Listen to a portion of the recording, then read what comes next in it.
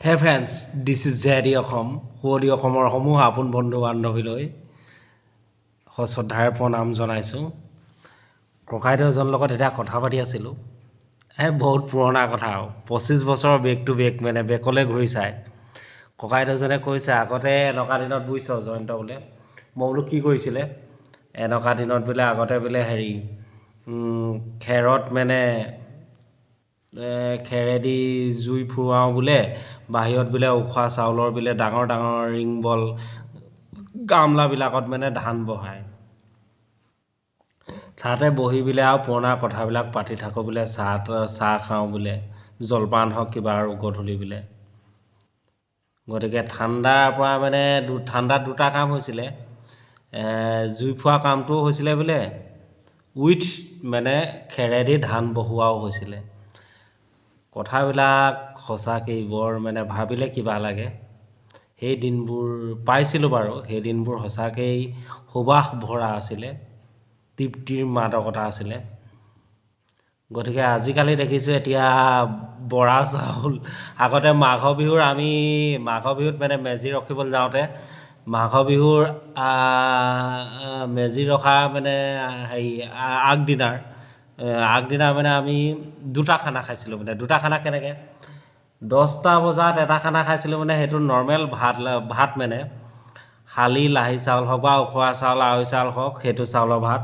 আৰু পাঁচ নিশালে আমি ধৰক কুকুৰা হাঁহ যিবিলাক চুৰ কৰি, বা সেইটো তেতিয়া দিনততো পৰম্পৰা এটা আছিলে ন, বা লোকৰ ঘৰ কাৰোবাৰ ঘৰ যেতিয়া দিছিলে, সেই ল'ৰাবিলাকে মেজি তলত খাবলৈ দান হিচাপে আগবঢ়াইছিলে বা মৰমতে দিছিলে। কোনোবাই কুকুৰা এটা দিয়ে, কাৰোবাৰ ঘৰৰ হাঁহ এটা দিয়ে, সেইটো বৰা চাউল একাপ একাপ তুলি ৰাতি 5 নিশা খাইছিলোঁ। আৰু পিছদিনাখন ৰাতিপুৱা কেৰাহীত যিকণ লাগি ধৰে, ঠাণ্ডাত উঠিয়ে চফা কৰিছিলোঁ। মানে এতিয়াতো বহুত মানুহে বৰা চাউলৰ মানে চেৱা দিয়া ভাত আৰু হাঁহ খাবলৈ আহিছেই, গম পাইছেই কি হয় মানুহৰ বৰা চাউল আৰু হাঁহ খালে। গতিকে কথাবিলাক তেনেকুৱা।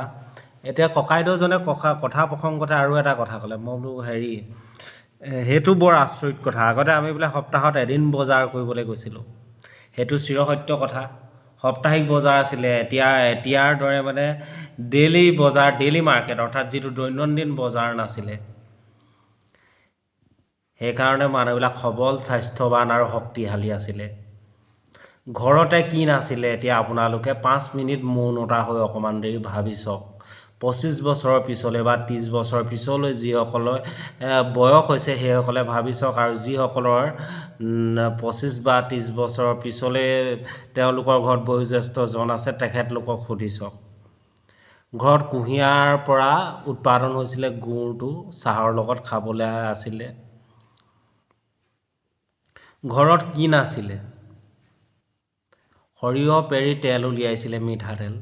বজাৰলৈ যাবলৈ কিহৰ প্ৰয়োজন আছিলে কওক? খুব বিশেষত 2-1 কাৰণত মানুহে বজাৰলৈ সপ্তাহটোৰ বাবে গৈছিলে। সপ্তাহত তাকো এদিন 1 ঘণ্টাৰ মানৰ কাৰণে বা দিনটোৰ কাৰণে গ'লেও এদিন গৈছিলে। আজিকালি মানুহে চাওক, মই আগতে কৈছোঁ, জিভাখনে আটাইতকৈ মানুহৰ শক্তিশালী অংগৰ ভিতৰত এক। জিভাখন সংযম কৰিলে আপুনি 100 ইয়াৰ্ছো চুই যাব। আৰু জিভাখন সংযম যদি নকৰে নহয়, আপুনি দুদিনো জীয়াই নাথাকে। গতিকে কথাবিলাক বহুত তাৎপৰ্যপূৰ্ণ কথা। ককাইদেউজনে কৈছে এনেকুৱা দিনত মানে এতিয়া পুহ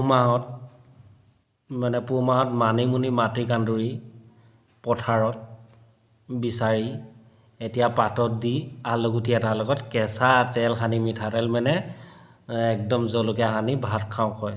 এতিয়াতো কচু ওলাইছে, মানে ডাল কচুটো, যিটো আমাৰ কচু, আমি যে কচু গছৰ কথা কৈছোঁ। কচুও এটা নিয়ম আছে, ওলাওঁতে কচু, সোমাওঁতে কচু খাব লাগে বুলি কয়। এতিয়া মানে ওলাইছে, আৰু যেতিয়া মানে নাইকিয়া হয় তেতিয়া খাই কচু বহুত টেষ্টি। টেঙামৰা গুটি দুটা দিয়াও খাব এইকেইদিনত, কি ধুনীয়া লাগে।